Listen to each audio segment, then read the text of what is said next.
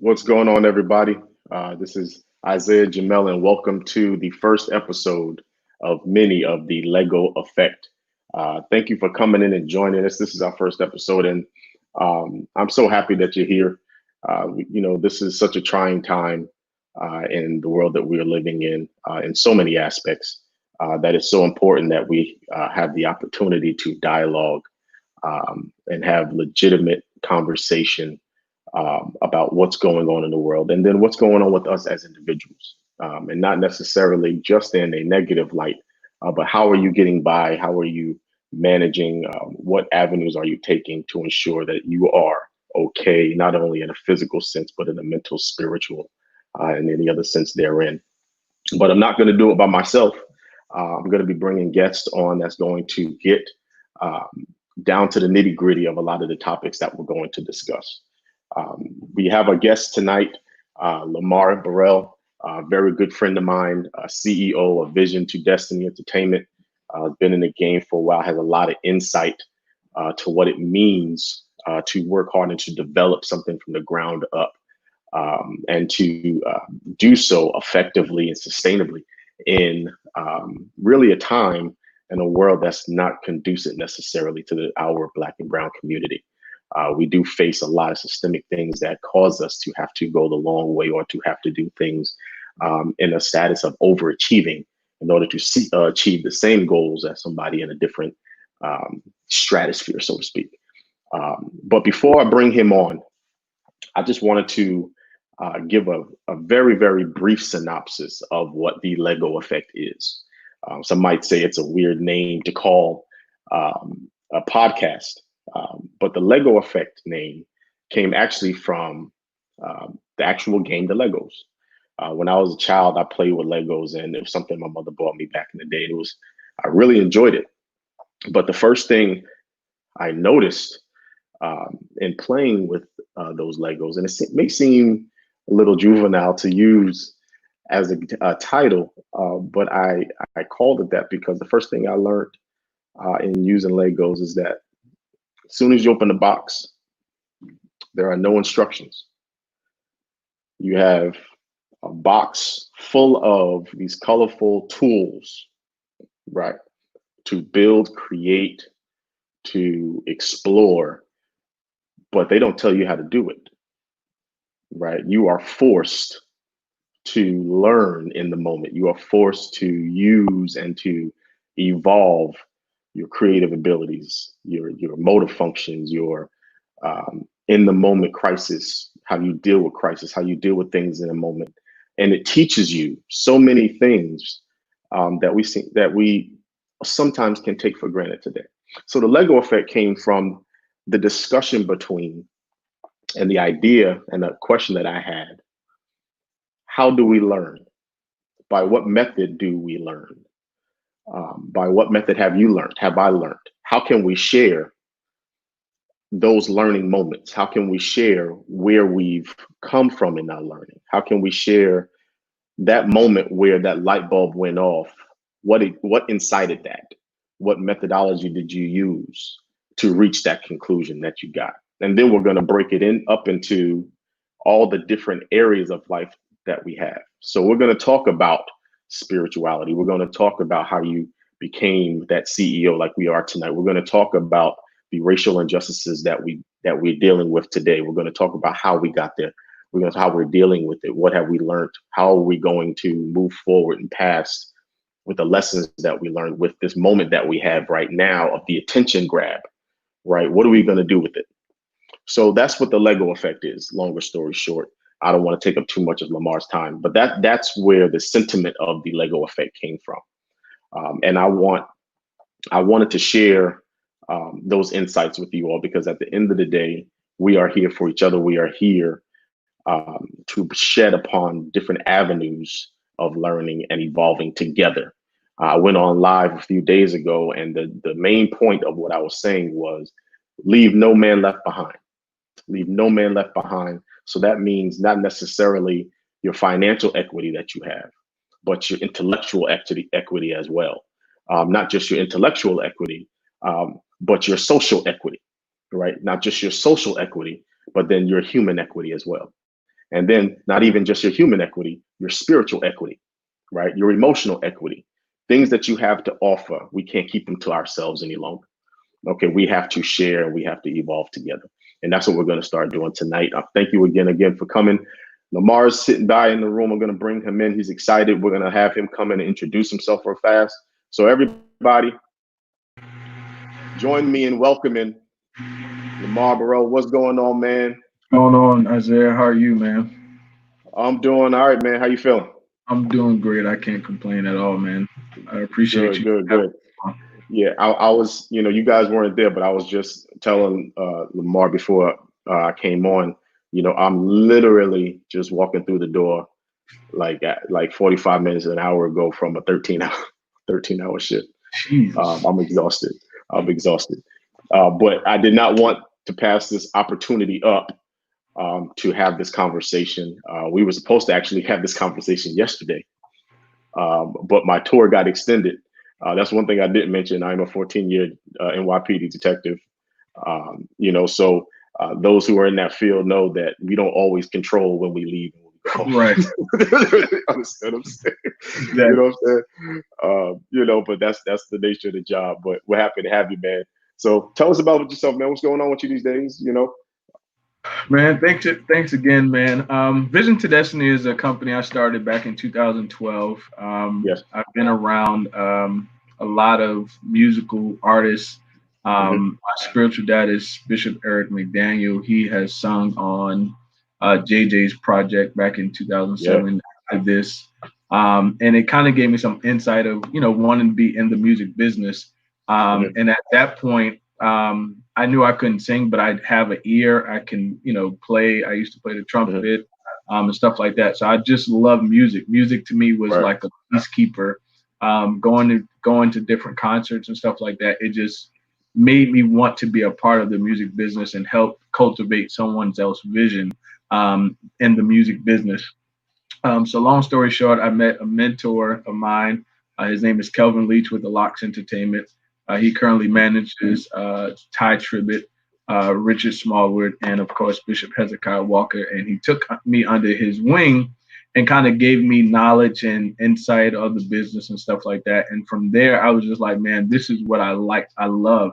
I love to serve. I love to Right. help cultivate someone else's vision. And being in the music business, you can do that behind the scenes. I'm never someone that's like, oh, spotlight on me.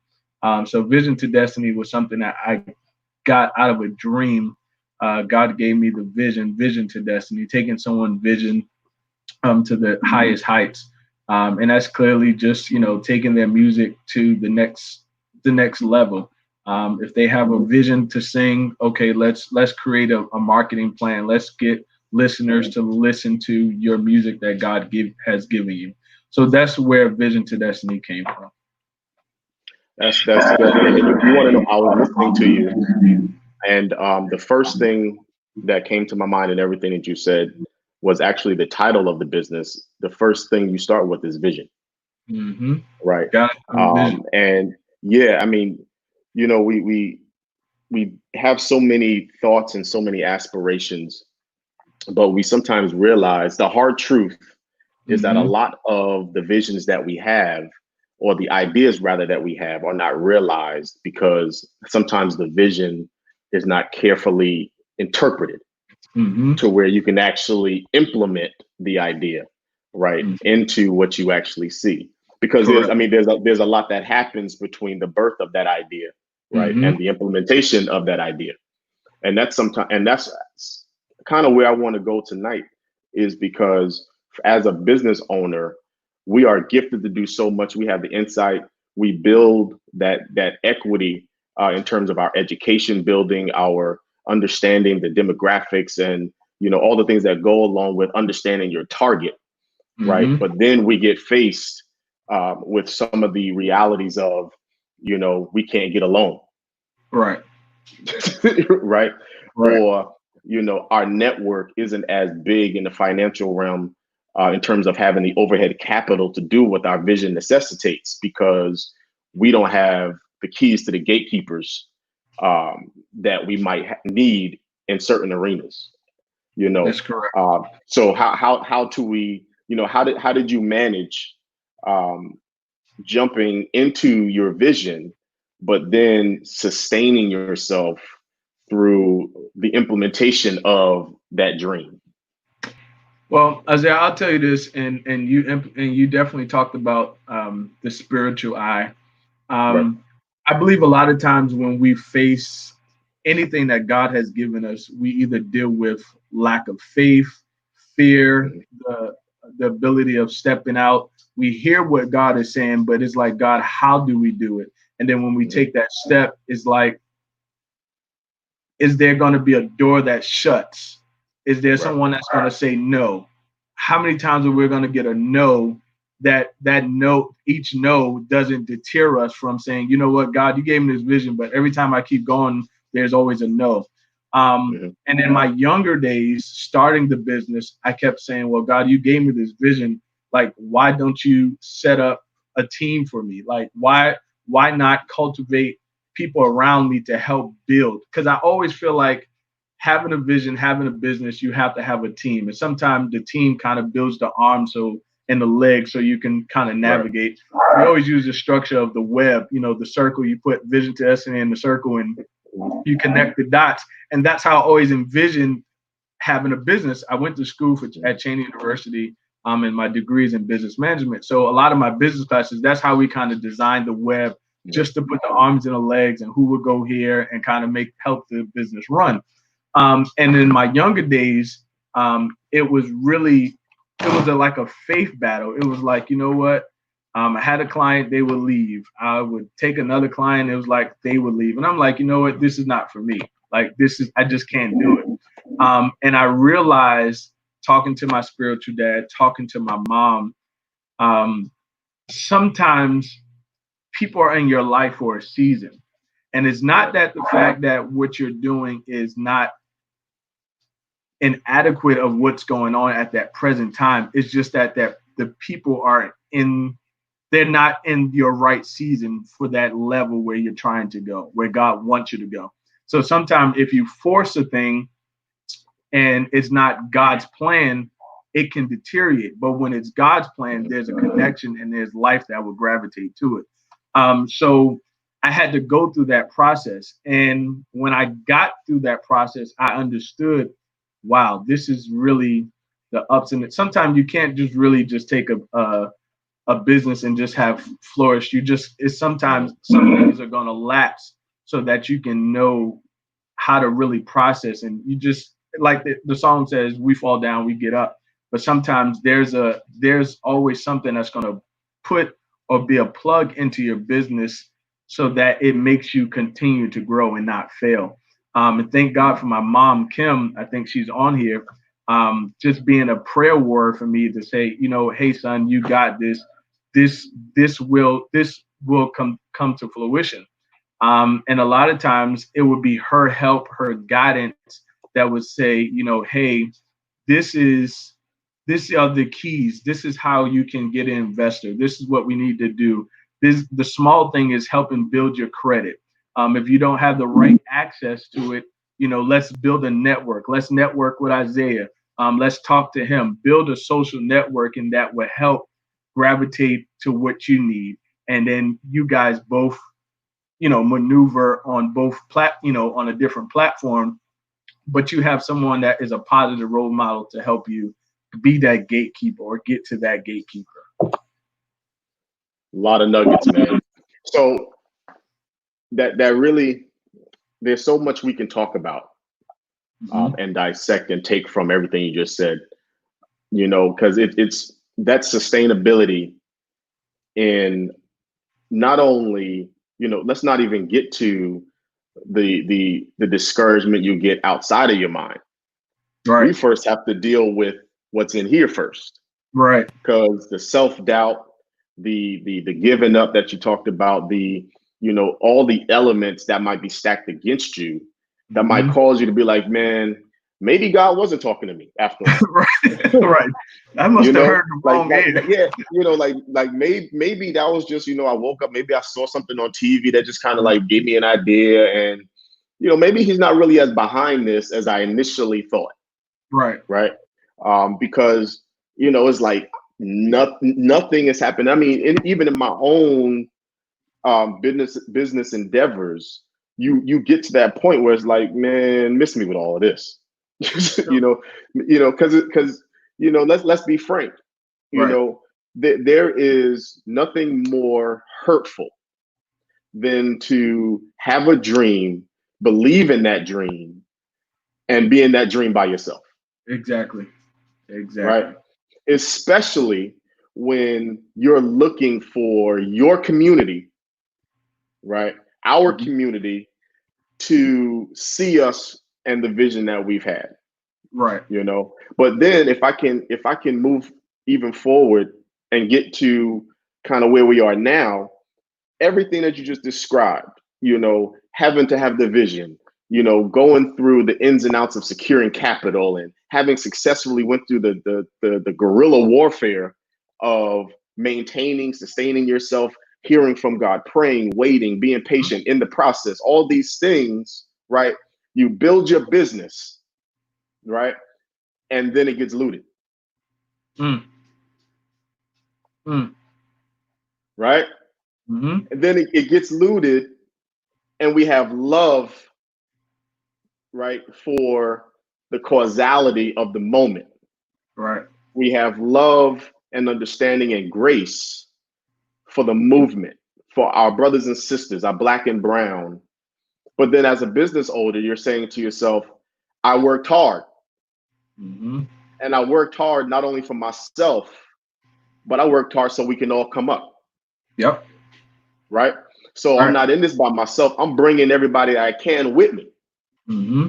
But these years of this sweat, blood, and tears that we put into this, and I mean, this goes back. I mean, the mom and pop shops, the Mm-hmm. all the things that you know that went through these same processes that we're talking about, and the unfortunate reality of the anger and the rage that we're dealing with right now in our community, and Yep. rightfully so, You're right, and right. rightfully so. The anger and the rage that we're dealing with that is infiltrating our own communities in a negative way in that regard. What are Mm-hmm. your where do you go in terms of your thought process and how to balance? Because I mean, you have to balance because we understand what's happening. We get it. We definitely understand what's happening. We are making a statement and it's to be proclaimed. We are proclaiming something right now. Mm-hmm. And in a very loud and a very strong manner, as we should. But is it the belief that we should do so while at the same time, and I ask this question with humility, because this is a question that I've asked myself, and this Mm-hmm. is a question that's been brought to me, right? How do Mm-hmm. we successfully sustain ourselves in our mentality and our grace as business owners, right? Under the preface of those same businesses um, suffering in an environment such as this because of the racial tension and because of that anger and that rage that's been not even laying, that's been apparent for Mm-hmm. generations. You know what I'm saying? As a black business owner, we've been Mm-hmm. talking just about business, Right. but now you couple everything that you've said and then you put that you're black on top of it, Mm-hmm. right? So we've been talking about the social capital and like I said, the vision and everything else. But now on top of all of that, all the things that you just described, now on top of that, you have to deal with the fact that we are black and brown and everything that goes on with that. What are your thoughts on that? What are your thoughts? You know, I know I Isaiah, gave you a lot. no, no, you're fine. It's crazy because I did a show Wednesday, and we Mhm, talked about the looting. mhm, In one capacity, we talked about, okay, maybe the looting helped mhm, whatever the situation was. They saw the anger, they saw the rage, but then there was another aspect of it where I'm not sure of his name, but he has a company, the black business, and he was protesting, and he went to his neighborhood where his mhm, business was and realized that his business, like, windows were shattered, everything was all messed up. And one eye is like you said, I went to get a building. First of all, you had to get an investor. You had to make sure your credit's right. You had to put all this money into it. You're probably still in the red because you probably still owe whoever you owe. You got now your insurance is going to be skyrocket. So it comes to the point where you're saying, okay, I'm protesting, I'm looting for a cause, but now I'm impacted. Do I turn around and say I give up, or do I turn around and say, I am my brother's keeper, or we are our brother's keeper, and help that brother that's business has been that business was vandalized. Now do we help him and say, hey, here's a token of our love. This may not be much, but this is something towards helping what was damaged. Um, and I get it. We're all angry, and I said it. We all said it. It's I really don't see a big point in looting your own community. You have to live in that city. You have to, you have to go to the CVS, and your grandmother or your great grandmother or your cousins have diabetic medication they have to get. They can't get it now because the CVSs and Rite Aids are destroyed. And I don't think we in our mind we don't think at that present time. We just react. But then when it's all over, it's like, wow, we sit back and say, wow, did that make sense? Not necessarily it made sense, because now I did this, and now I have loved ones that's also impacted by what I have done. So ideally, I really think um, I think it made I think it made some type of choice, or think made a change some type of way. But ideally, I don't think it was the right thing to do in your own community. I definitely. I definitely agree. And I've had a very, I personally have had a very definitive stance on this. Mm-hmm. And that stance is it's dead wrong. And I say that, as I said before, with the most humble spirit I possibly can, in the most humble spirit that I possibly can. And for a lot of the reasons that you've described, we are still in the midst of a pandemic, right? That has crippled our small business community to a place where a large percentage won't recover, right? And that's before the glass got broken. Right. Then you take into account, now we have to deal with the items, the losses that were taken in merchandise, the losses that we're going to take in time trying to replace the losses, right? And and everything that the ripple effect that happens with that. Right. So and I understand that that might not be a very popular stance, right? Because it insinuates or it even alludes to the fact that you are not 100% for the movement, right? You don't completely understand, or you may not understand the full array of where this needs to go in order for that message to get to its destination, right? But in my eyes, I still believe, and this might be naive. Okay, this might be naive, but I still believe that in the midst of making a stance, right? In the midst of making a stance, we still have to be careful that we are not kind of crippling ourselves or our communities at the same time. I totally agree with that. I totally agree with that. I think it not only does it cause our community to work harder, right? In an environment, a system that's already stacked against us. But now we have to do so with the burden of knowing that we did it to ourselves. Right. And I'm talking more now up here, now I have to, in the same community that I'm trying to serve, I'm saying, this is who I serve you as a business owner. I am a server, right? I am a servant, I'm saying? So as a server, you're not allowing me or to continue serving you if you take my tools away. Right. And my tools is my business. That's how I contribute to the That's culture. true. That's how I contribute to the neighborhood. That's how I contribute to the generations that's coming up. You know, that mom and pop shop that's going from generation to generation to generation. Yep. Those are important for our culture. Those are important for our communities. If we start taking those away, we already have to deal with the sky rises coming up. You know, we already have to deal with the new apartment buildings coming in, bringing property values up to where we can't afford our rent. We're already dealing with that, right? That's a reality. But now we're still here, you know. So I mean, I've had this discussion, and I mean, while we're on that topic, I'm going to transition. I know I posted a post on Facebook a few days ago with regard to the George Floyd death and his taking from by the hands of those who should be serving us. And I can say that because I am one of them. You know what I'm saying? And I think I had asked you this when I asked you to come on the show. Your response to that was very profound. And it stuck out to me because there was a different level of concern, right? And if I'm gonna if you don't mind, I'm gonna read it real fast.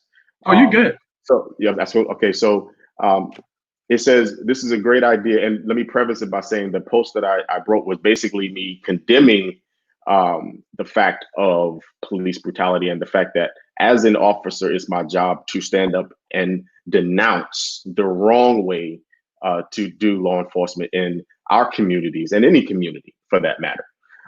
We have a job to take into account all variables, and we have a job just to do the right thing in the moment. And we have a right, and as you know, and as a police officer, whatever your rank is, you have even more of a job to address what you feel is wrong in the moment. You can't just stand by there and say, "Well, it's not my knee on his neck, so I'm cool." No, if you see wrong, you have to identify wrong. But your response was this is great, and I tried to stay away from this comment. But it would be more helpful if white officers did the same. Black officers, we understand, but where are the white officers that stand with you? In my eyes, I don't see any of them, and I believe the police department is segregated because the black officers support us, but the white officers kill us.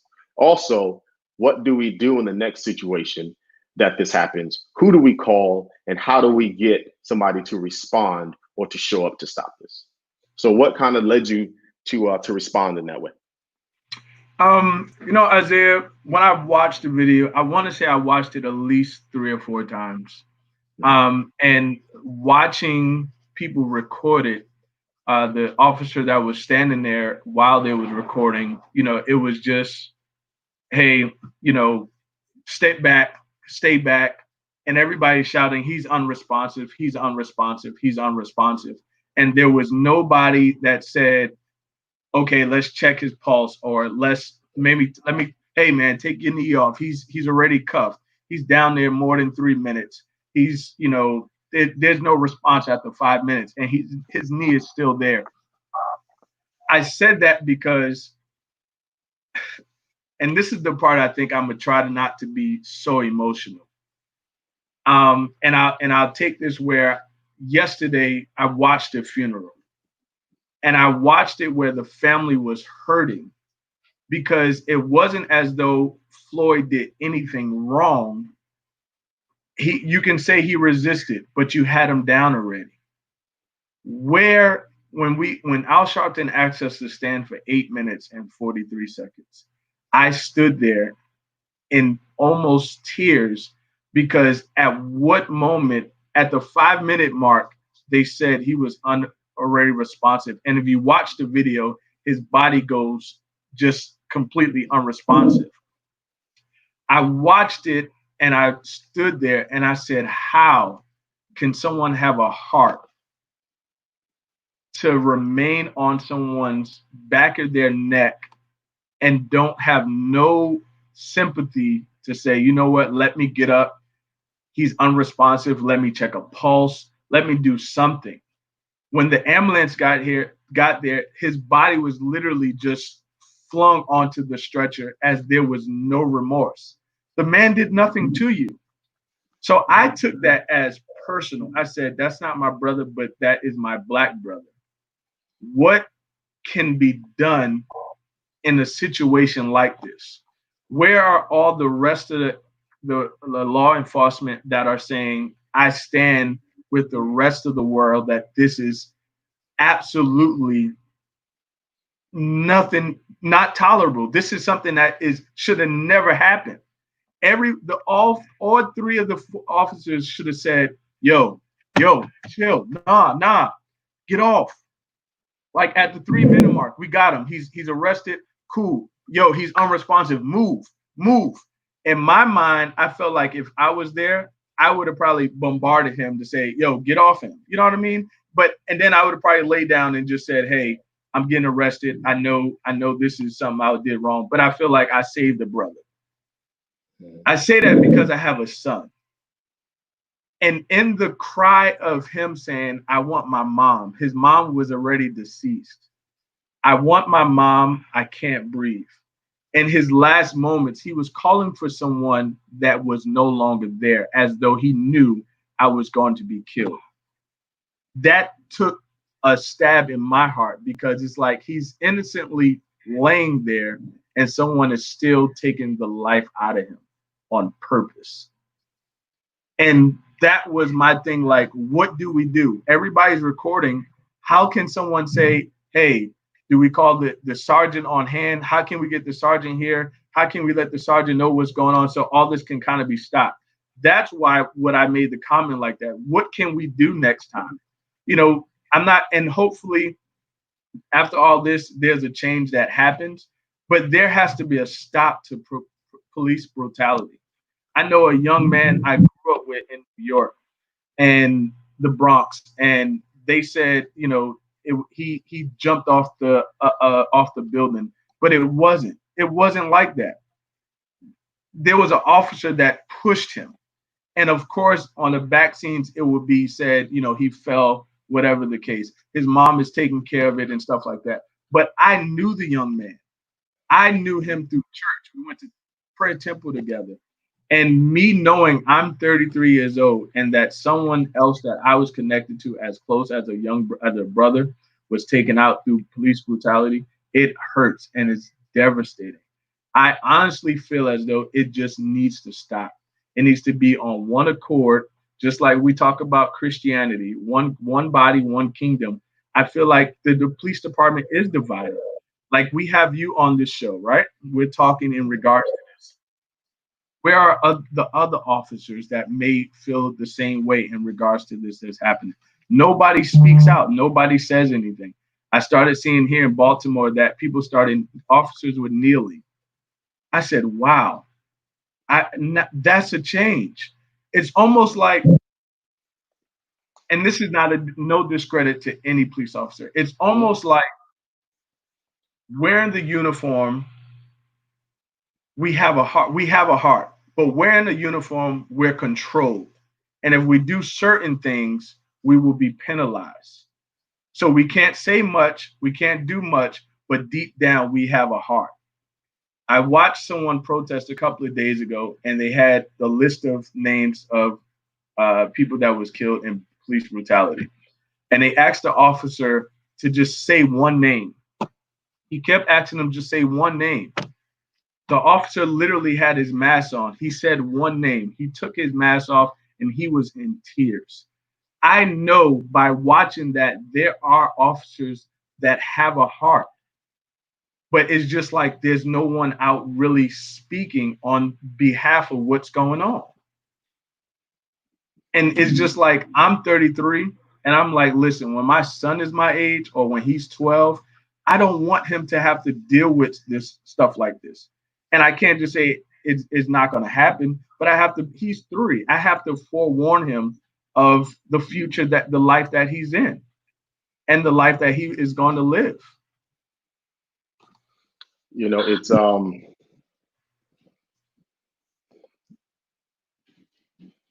topics like these calls for solemn moments of real reflection, right?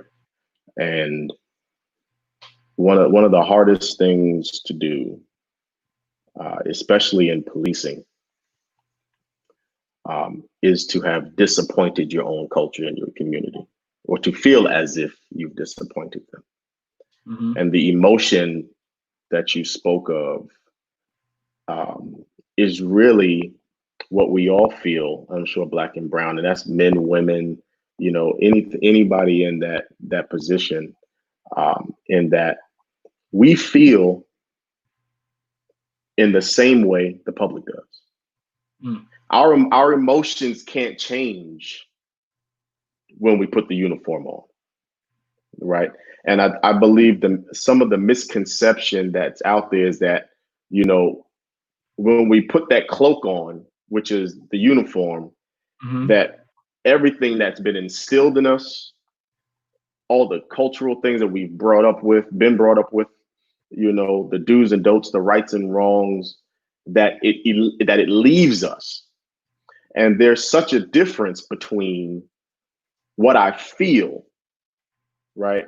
What I think, and what my job necessitates. And the balance between all three is burdening. Mm.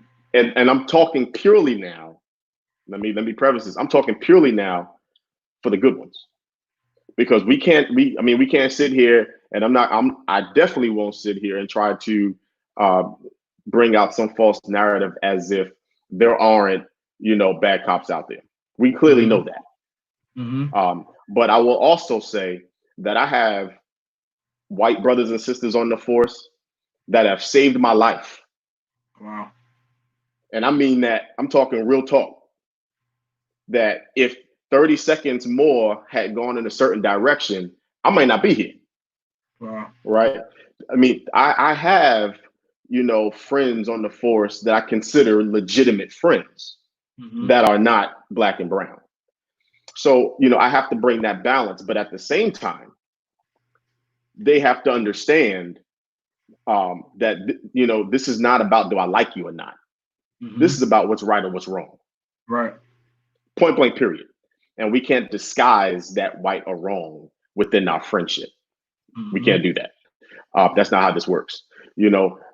So, but, back to what you were saying in terms of, what do we do? In a moment like that, I'll be honest.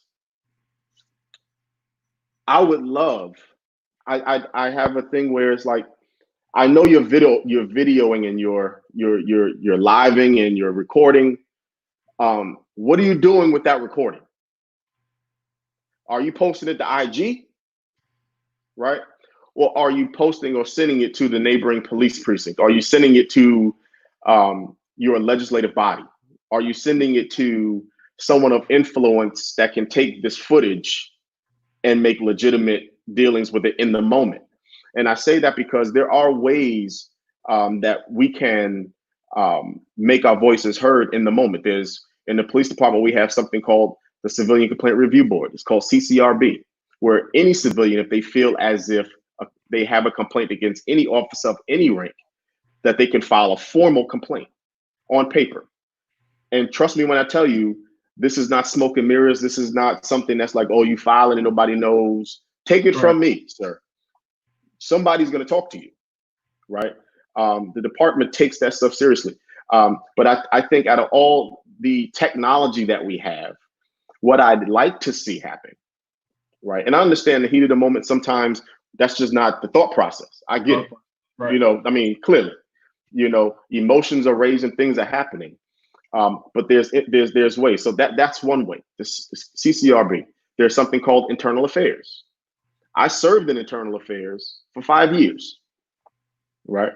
So there's that way of making your voice heard if you want to file a complaint, right? And then there's other ways.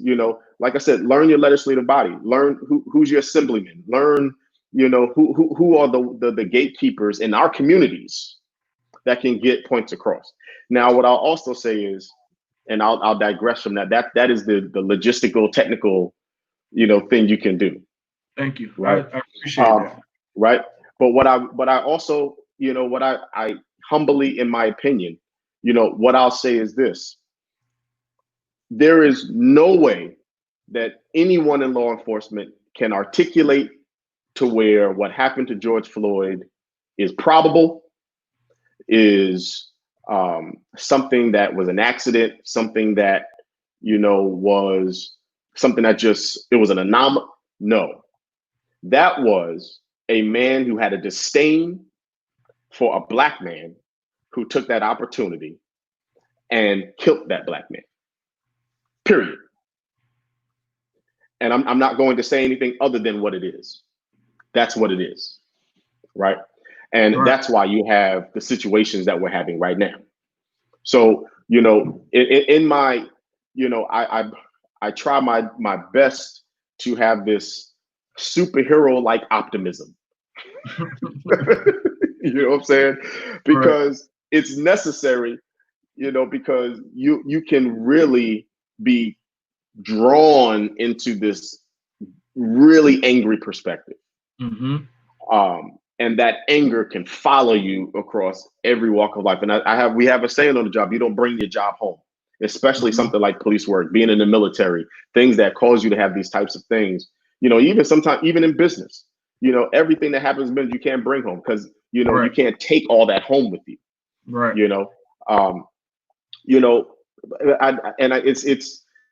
It's one of those things where, and I can go forever on this. So let me digress a little bit. Let me digress because I'll go. The whole show will be on one thing, but it's so important that we understand police encounters, and we're going to talk more about this in shows that precede this one. There are ways that, as a community, we have to know what we can do, and there's a lot we can do. Right? We don't have to feel stuck. We don't have to feel muted. We don't have to feel as if we can't communicate to the uniform that's standing in front of us. But we also have to understand, and not even understand, but the harsh reality of the fact is the cards are already drawn, right, during that encounter, and we have to understand how to get our point across, even knowing that those cards are drawn. And that's for our protection. That's for the community's protection. That's for, our loved ones' protection. And that's not being a coward. Let me also say this, all right? Being a coward, maintaining your voice is not being a coward. Making sure that you leave in one piece is not being a coward. That's not laying your culture on the floor and picking it up again. That's not saying, oh, I'm for the culture up until I'm challenged and then I'm not for the culture just to get at. No, we're not saying that. You hold your blackness, you hold your brownness up, and you withhold it at all times, no matter who's in front of you. But in addition to that, there is a way, to ensure that you get your point across and they have nothing on you in the process. Right. So, we want to ensure that, because the one thing that we're seeing now, and that you usually see in a lot of things, is that you get the blame game. You get the ideology behind, why was he so angry? Why did he not want to talk to me?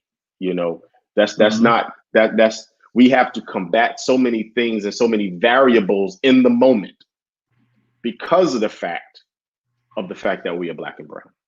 I am a police officer for 14 years. I've had bad police encounters as a detective. Wow. Understand what I'm saying? And I've had to calm myself to say, if I wasn't a cop, this probably would have went a different way for me.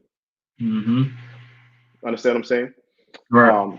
You know what I'm saying? So it's so I'm going to digress. And what I really want you to do, man, if you could just give us a synopsis of what this means. And I know you mentioned you have a son. In totality, what does this mean? You're a black business owner, successful. You have, you've done so much to give back. What exactly do you believe is one of the keys to success in terms of knowing that the cards are stacked, knowing that in business, there are going to be moments of trials, that those trials are circumstantial, and those trials are just are inundated in the culture and the systemic imbalance that is, what we do. What do you do to combat that? I'm gonna let you come. I'm gonna let you talk to the folks real fast. And I'll be right here, but I want them to hear you. Gotcha. I'll say this, Isaiah. The when this happened, my dad gave me a call, and he literally just cried out, because I am the oldest of three sons of his. And he literally cried on the phone, and I said, "Dad, what's wrong?"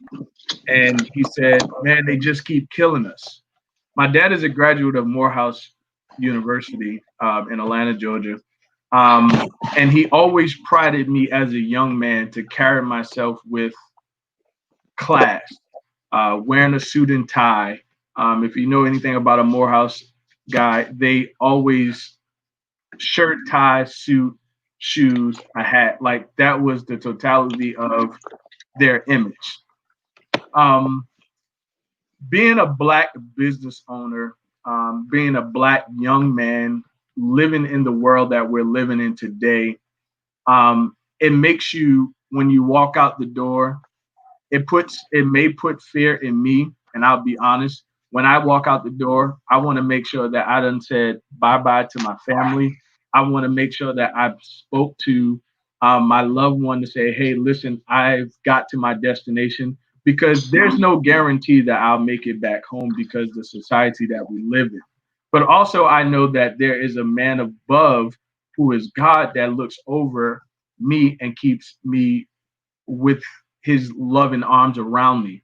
So at one point, I'm in fear, and one point, I'm in faith. But knowing that I'm a black business owner and a black man, I have to walk with my head up high.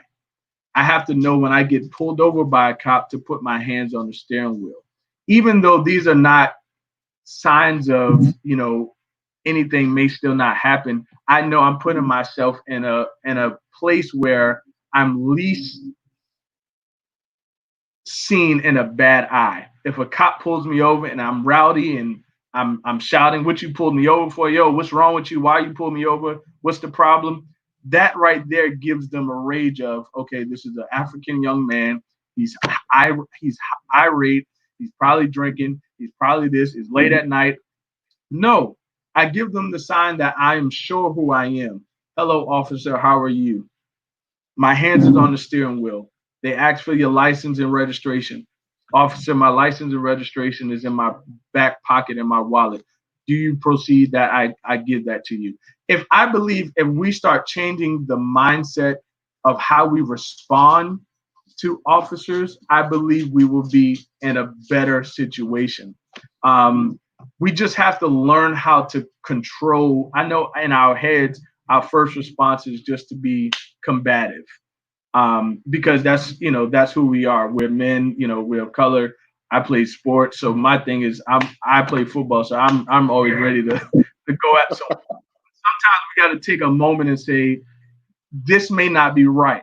The outcome of our response may be a bad response.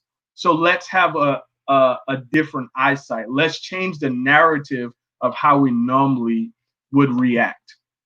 Like in this protest, let's change the narrative of how we're responding to looting. Let's protest and say Black Lives Matter, but be also in a way where we're helping our community and making a change happen with our voice, and not with being vandalizing businesses and destroying our communities and setting things on fire. Because at the end of the day, when it's all over, we have to now go back into this community and say, this is what we have done. We did this. Did this make any cause or an effect? No, it just made us look bad. So I say this to everyone that's listening. If you have young sons, if you're a Black African young man, I think we have to now start changing the narrative. Al Sharpton said this yesterday. This is the first time that we have in history that in a pandemic that we had the cultures of the Caucasians, the Blacks. We all came out to protest, and I think that is something that is one major change, that we're all doing it together. And I believe if we continue to have our voices heard, there will be a change. I believe in August, he said we're doing a march. And that will be something I'm going to be a part of, because history now, that when I was in school, I was reading, it was just stuff that I was reading. But now history is happening. I want to be a part. I want to make sure that I'm there to make a stand, to say, you know what, I was there to make justice be served for us Black African American men. Right. I mean, that you hit on so many key points. The mentality is key. I made a comment the other day. Let's put our mind where our mouth is, not our fists. Mm-hmm. Because at the end of the day, sustainable change starts with strategy. Mm-hmm. It's one of those things, and I can't even say it enough. The narrative is, it's so important that, and this is part of one of the things that we're faced with, is that above everything, the perception is always what's going to be the last thing remembered. Correct. We can be right, we can be strong, but no matter what, the perception that we leave is what's going to be the memory. That's going to be the last thought when it comes to the next decision that has to be made. That's going to be the butter on the bread. You know what I'm saying? It's one of those things where we don't have the luxury, unfortunately, but we don't have the luxury to forget. We don't have the luxury to not think about the narrative. But just like I also said, our ability to do it all is what makes us special, because we've had to do that all since our existence. We've had to come up from nothing. We've had to create out of nothing. We had to find the loopholes, and we had to overachieve, right, in order just to balance the equation in the competitive markets that we're in. Because it was never just given to us. We had to fight, we had to claw. There was a process to the gift that we was given. There was a process to be where we are today. It was a process through it all. And we can't disrespect that process in our anger. We cannot let go of that process in our anger.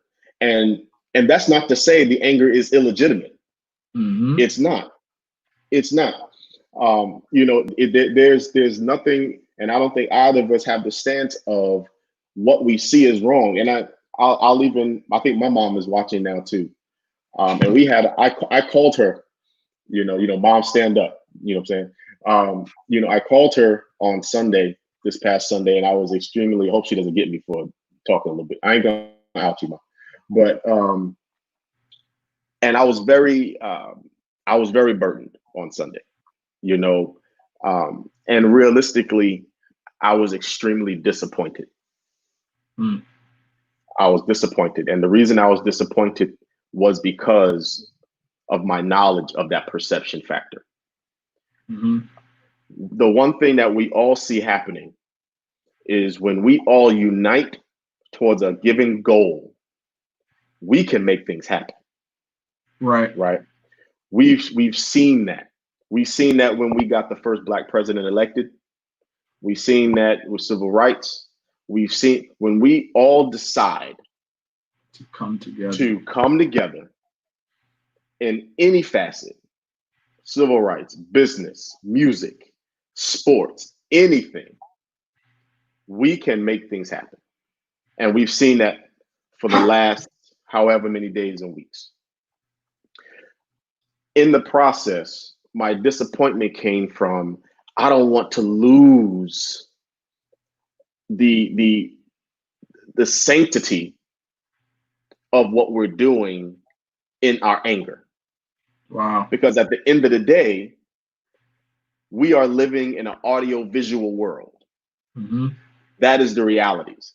And we can't have it where we only want the positives of that audio visual world, but not accept the negatives that come with that audio visual world.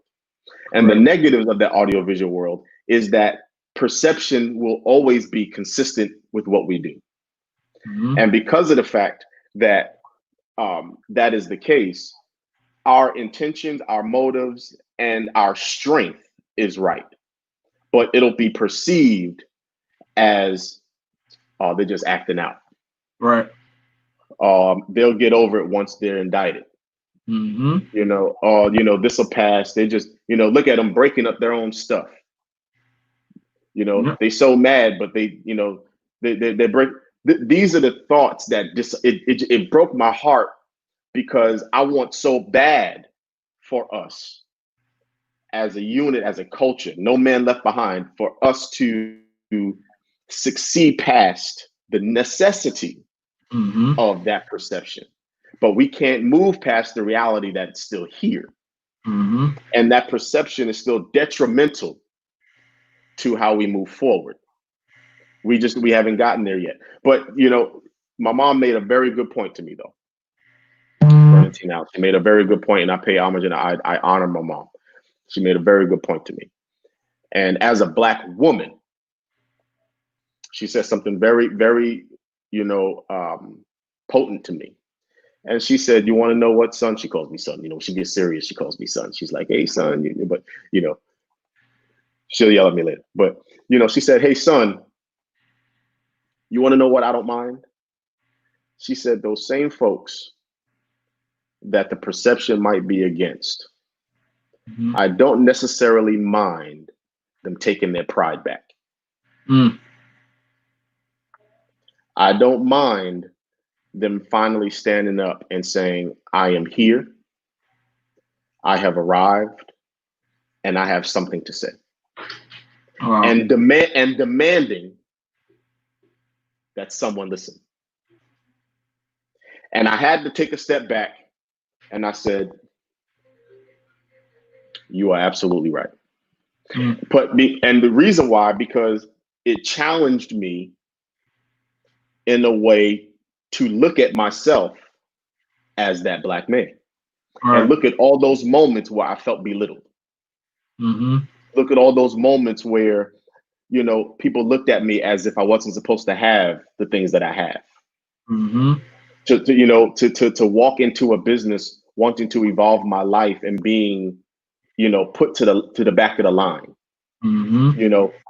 To have, a certain influential people in my life that are the decision makers, choose and very blatantly choose not to choose me because I can't rise above, what they believe is most important.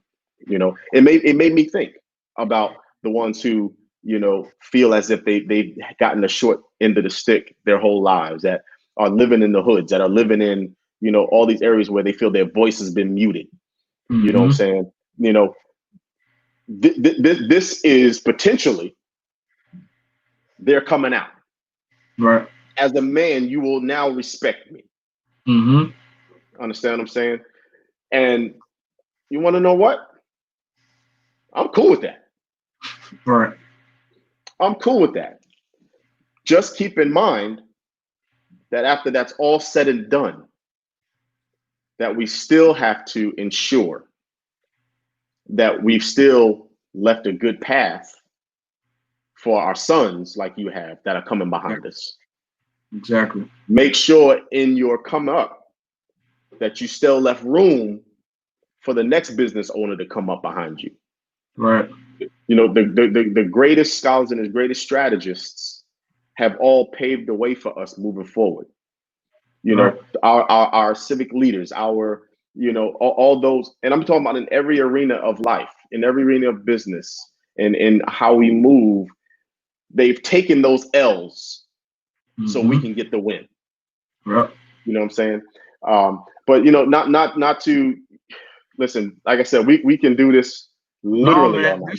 This is good. This is You know what I'm this is saying? good. This is good, man. It's so important that we have this conversation. I mean, if you don't mind, before I let you go, man, we had a few comments, and I just wanted to give them some life, man.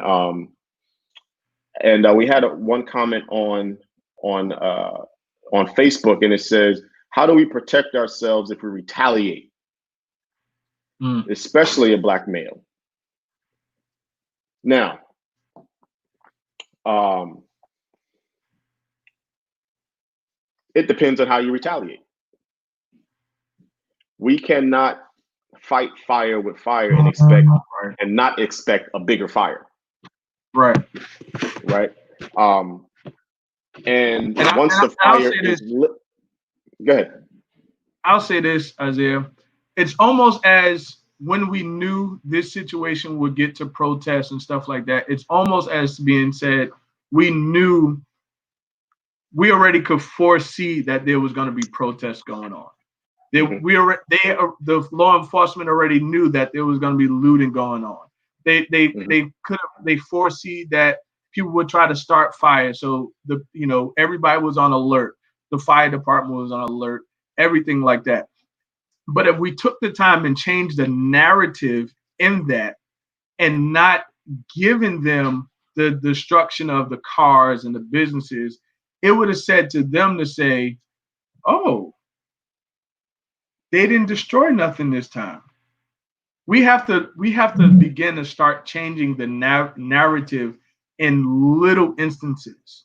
Like now, there's a change, but how many people it had to take to get to George Floyd for us to see a change?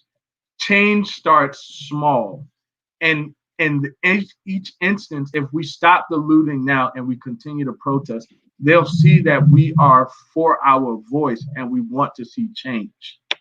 That's Right, what I want. right. And to drive that point home even further, retaliation comes in many forms. Retaliation doesn't necessarily mean that you have to put your fists up and fight, Right.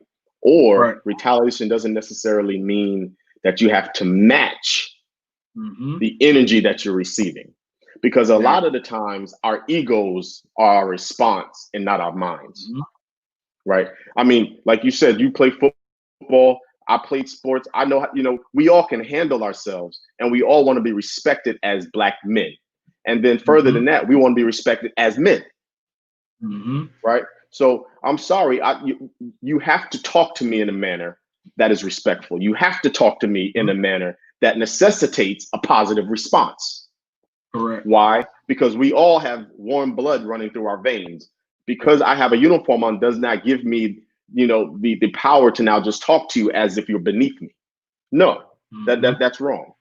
So in the form of retaliation, if you are being spoken to in a manner, right? If you are being, belittled and talked against and badgered, and you feel as if your voice is not being heard in the moment, the best thing to do is not match that energy, because that's Right. just inciting a response that I have to, in terms of my job, I have to respond to legally.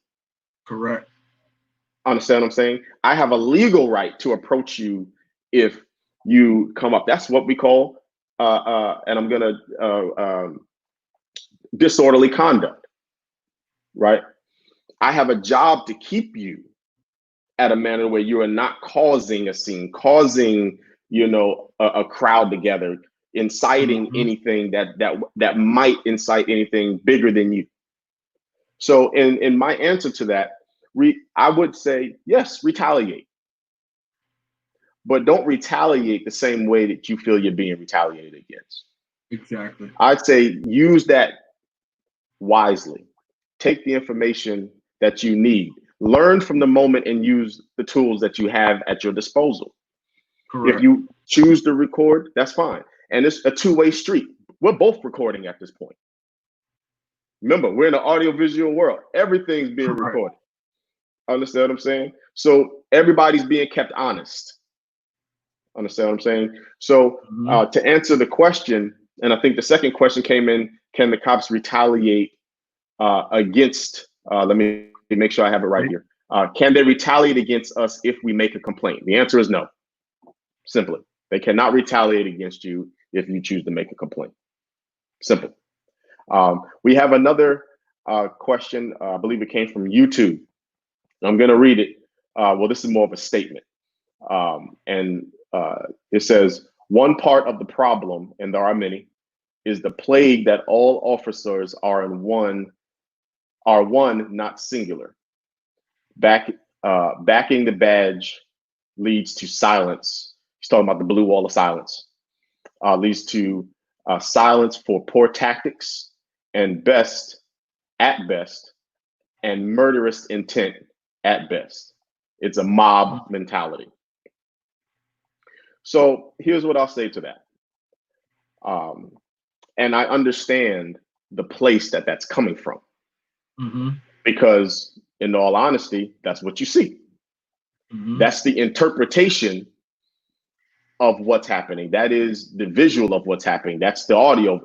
That is the feeling of the community. That is the feeling of our community, right? Correct. That it's one big game, and whether or not you're blue, black, yellow, or white, that because you have that badge, because you wear those patches and that blue, you have to go with whatever happens and whatever a neighboring cop or whatever your partner does.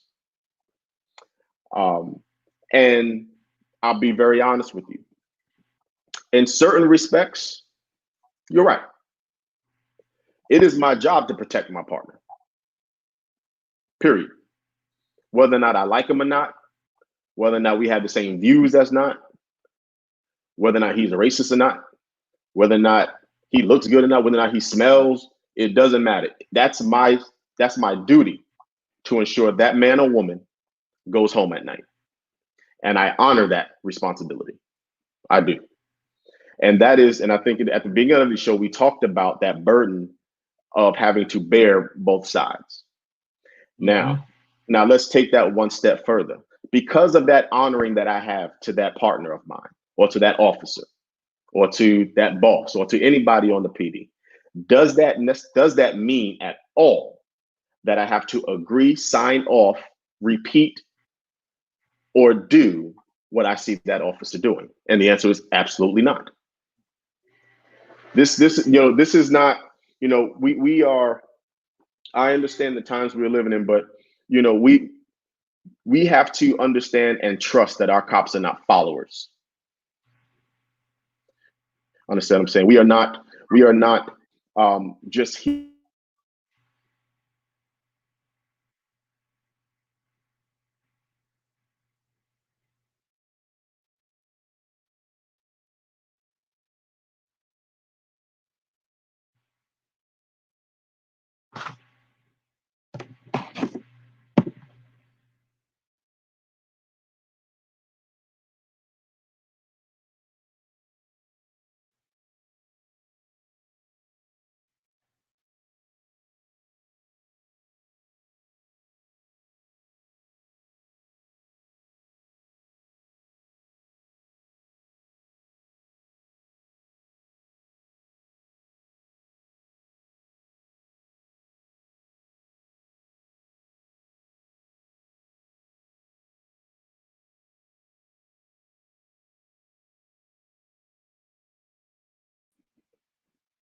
There we go.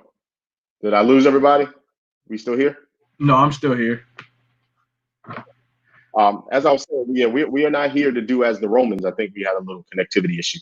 But we are here to be that voice. We are here to be that presence. We are here to be that voice to say that is wrong.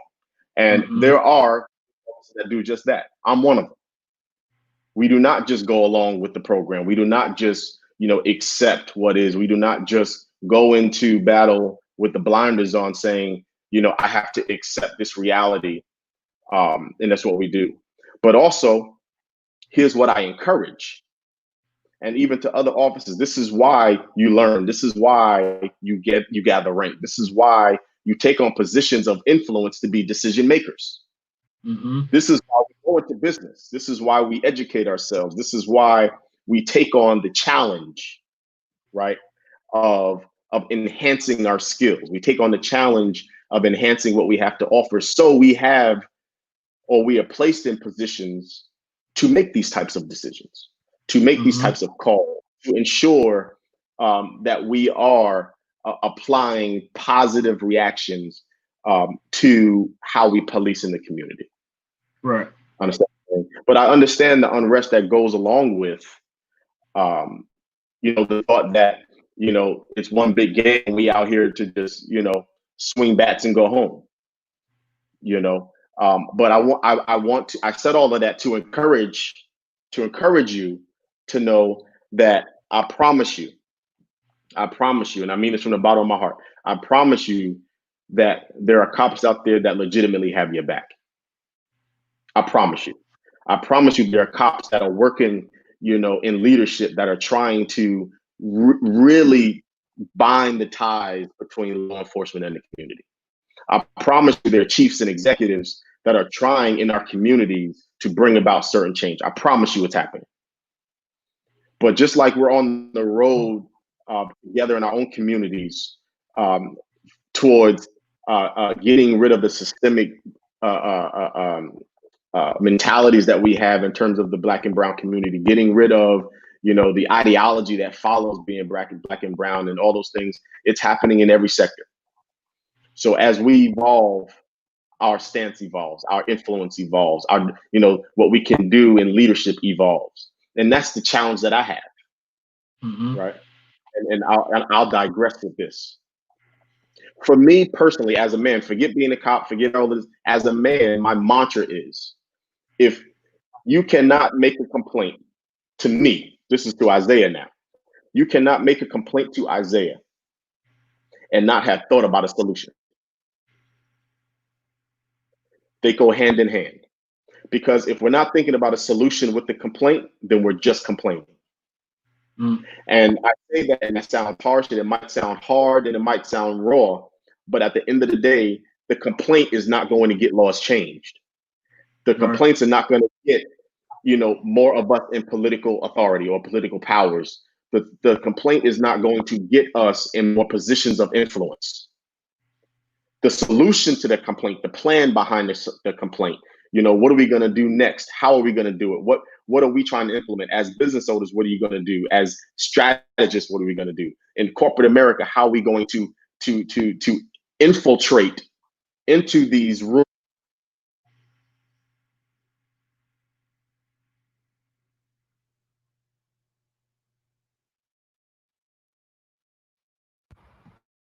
Okay, how is that going to happen? So with all of that said, again, I'll digress because I get very passionate about that because no, and I'm watching the comments in here as well, and I think people are really excited that you're sharing your heart and you're giving us this insight, and I don't take it any kindly. I appreciate you being very transparent and giving us this hope, this wisdom that you believe there will be. There are some officers that are, for us and for the community. Right. I mean, dude, there's just so much, and we're gonna take if you don't mind, we're gonna take one or two more comments before I let you go. I know it's getting hours growing late, but one comment came in, and it says some civilians feel that there should be more whistleblowers. What is your take on that? You want to tackle that first before I jump in on the whistleblower? You can jump in, and I'll jump in right after you. You want to take it first? Okay. So what I believe, I think it should be a joint effort, and I believe that at the end of the day, it's going to take a village. Mm-hmm. I believe that on the inside, and this is what I meant by ensuring that us officers, those who are coming in, that we feel, I don't want to say obligated, because every person has the right for their own path, right? Every person has the right to navigate their career as they see fit. Mm-hmm. That's beneficial to their family. That's beneficial to what their ideology of what they want is. Okay. But I do believe this. I believe that there in anything that we do, number one, we should do it to the best of our ability. Number two, we should do so integral, with a sense of integrity. And we should do so always with the sense that we are doing that thing, whatever that thing is, to ensure that the message and that the message afterward is that that person, that brother or sister, whomever they are concentrated and focused on not letting the outside deter them from who they know they are as a person. Now, what do I mean by that is that just because I became a cop doesn't mean I stopped being a Christian. Right. Just because I became a cop doesn't mean I stopped speaking against the evils of this world. Just because I became a cop doesn't mean that I lose my sense of integrity. Correct. And I alluded to this earlier in terms of we are not followers. So my answer to that is very simple. Do I believe that whistleblowers, should speak out more? I'm just going to say I believe people should speak out more. I believe everybody should speak out more. I believe if you're Chinese, you're Asian, if you're white, Greek, all the nationalities under the sun, we all have to speak out. Because if we confine it to a specific niche, right, then we're not truly maximizing the voice that we can have against a system-wide, a system-wide, what's the word? I'll call it just widespread pandemic, right? That is racial or racism. So I do believe, yes, whistleblowers, using the terminology, sure, but I believe we can't stop there. I believe it has to be everybody. I mean, we all have to, and that's when you'll see legitimate and sustainable change, when we don't have to beg people, to say what they know is right, that it comes natural, and that is something that we all share the responsibility in. And that's just that, that's that superhero optimism again. You know what I'm saying? So what do you think, man? I definitely second what you said. I believe that we as a people have to begin to use our voice. The terminology of whistleblowers, I believe sometimes people are afraid because they don't know what the next cause or the response will be.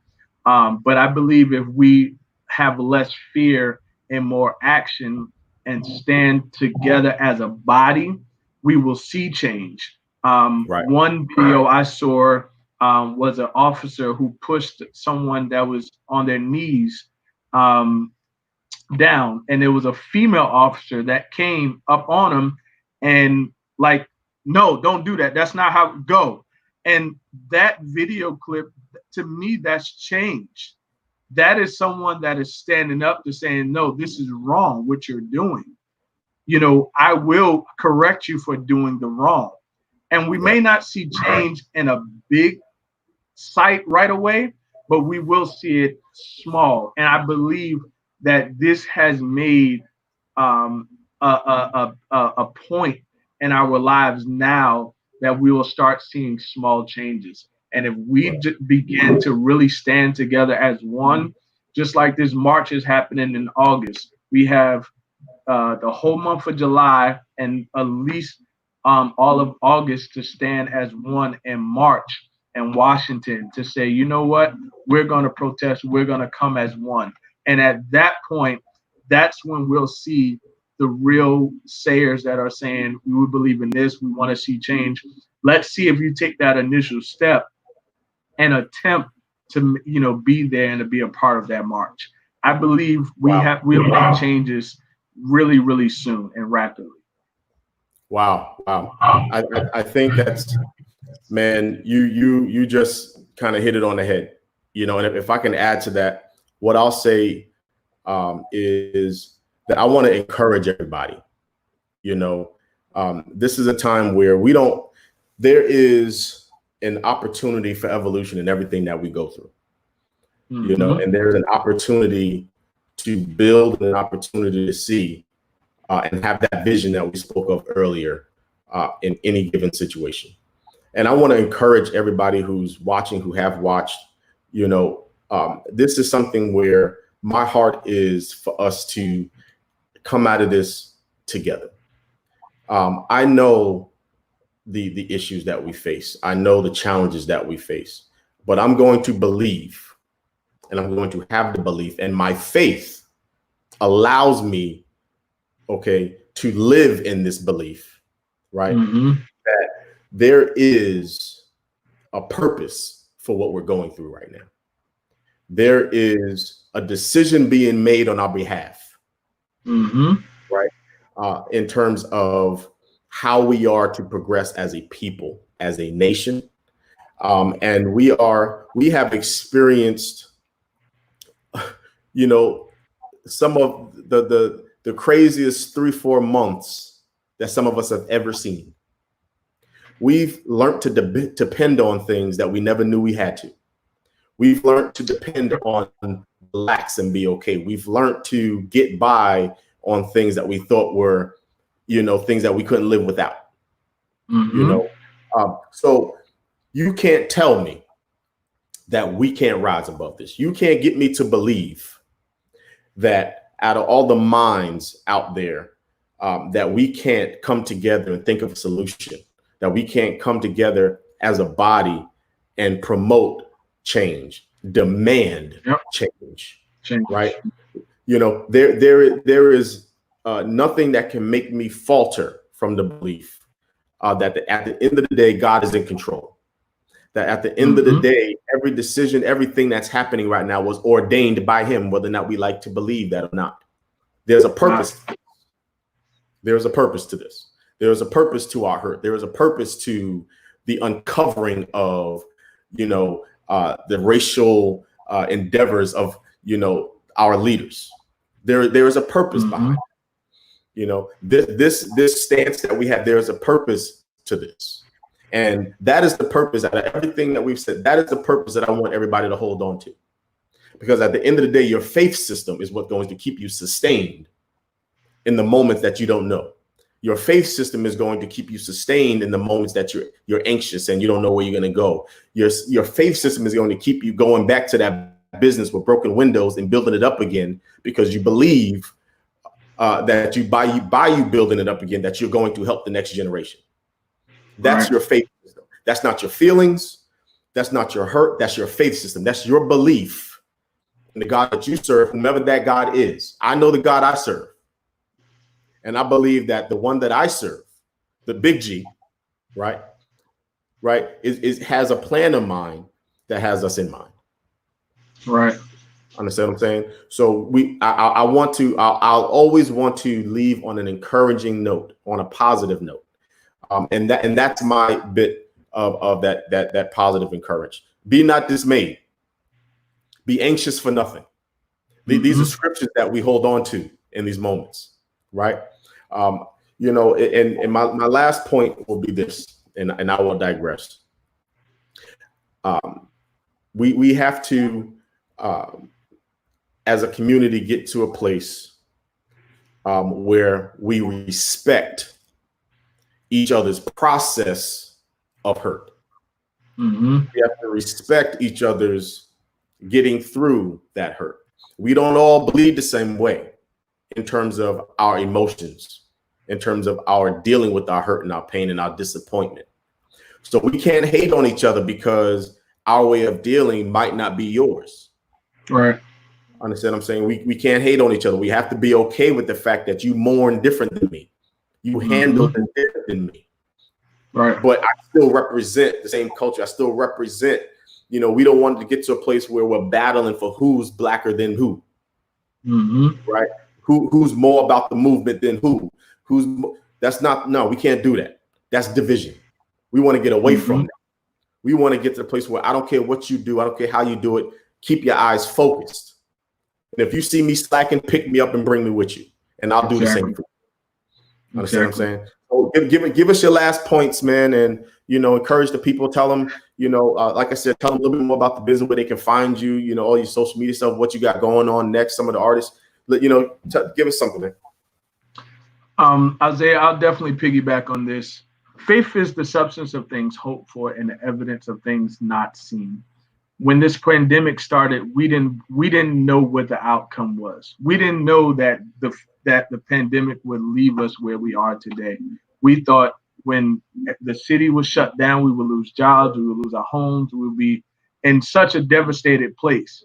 But the faith that you had that I'm gonna sustain my family kept you where you are today. We may lost some. I lost a loved one in it, but guess what? Today, we still stand as one to say what we're gonna get through this pandemic.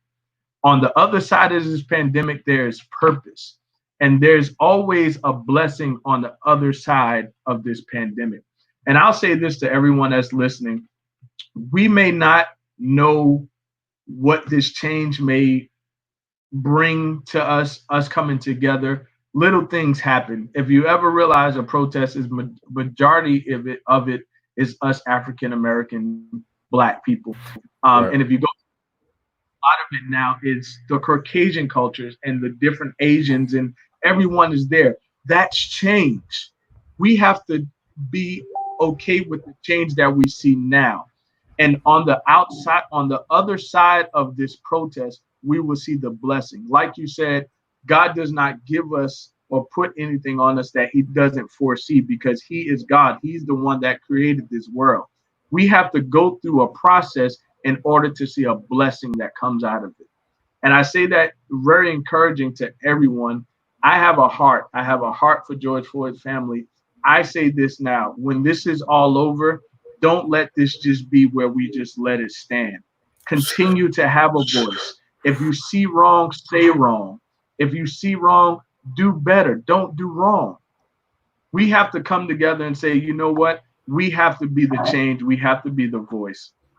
And I'll say this lovingly and kindly: I pray over everyone that is listening to this, that in your heart and your mind, you begin to speak out. You have a voice. God gave you a voice. Whatever your vision is, whatever your plan, whatever God gave you, it will come to fruition. There might be a day that Monday it might not go well, but Tuesday it will. Someone may give you a no, but guess what? Someone will give you a yes. Don't let that no deteriorate you from getting your blessing and an open door to come. Some things may not come when we want it, but it comes on time. And it has to be a process to get us to that next level. Listen, guys, you can follow me on Instagram at underscore Lamar Burrell. Vision2Destiny is definitely relaunching. I have gospel artists such as Joe Lester, Zach Landry, Andre Johnson underneath me now, but I am also building to actors, poets, businesses. If you need digital marketing strategy, that's who I am. I am for the people. I am for young people.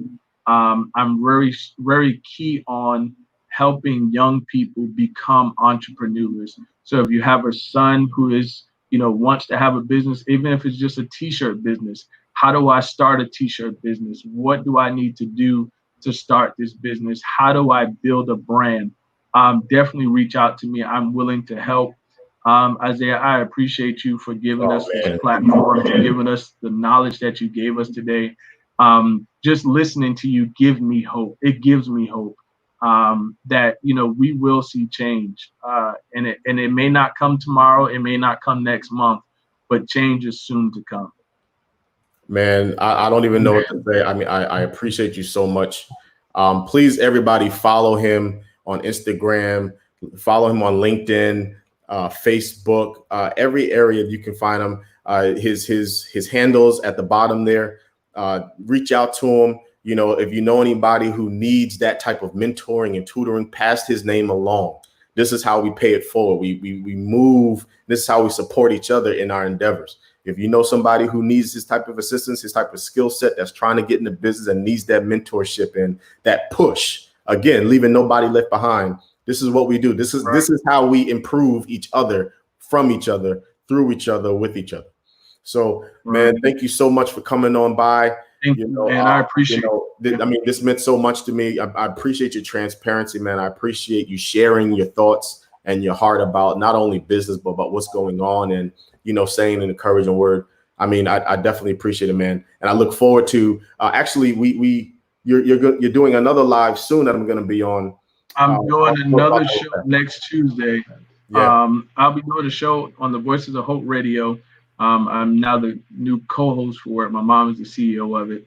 And I will be bringing on NYPD officers, such as Isaiah will be a guest, two other officers that I went to school with. And we're just going to have also this conversation. It's called Let's Connect with Black male CEOs. And this one will be addition with NYPD officers, just to let the people know that there is hope, there is light on the other side.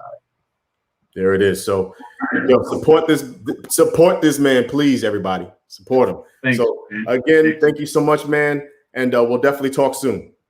Yes, sir. All right, sir. Everybody, thank you so much for tuning in. This has been an amazing experience. It's something that's been on my heart, and I'm so appreciative for those who tuned in. There will be another live this Sunday at 8 o'clock as well. You can follow the Lego Effect at www.thelegoeffect. That's THEE legoeffect.com. You can find us on YouTube and Facebook and Instagram. Again, this is not only just to talk and converse about the things that's happened, but it's also to encourage and inspire each other.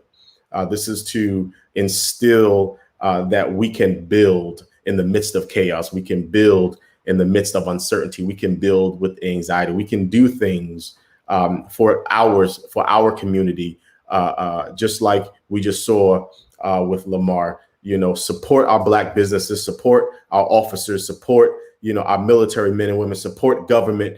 The Bible says to pray for those in leadership. That is our duty. That is our obligation. We want change. It starts on your knees. You have to pray. It starts on understanding the moment, understanding what's necessary to get sustainable change. Pray for insight. Pray for the ability to see beyond your own eyes. Pray for the ability to understand what's necessary behind the feeling and the emotions. How do you utilize those feelings and emotions to affect change? How do you utilize that anger and that energy to promote change, not only for our community, but now for everybody?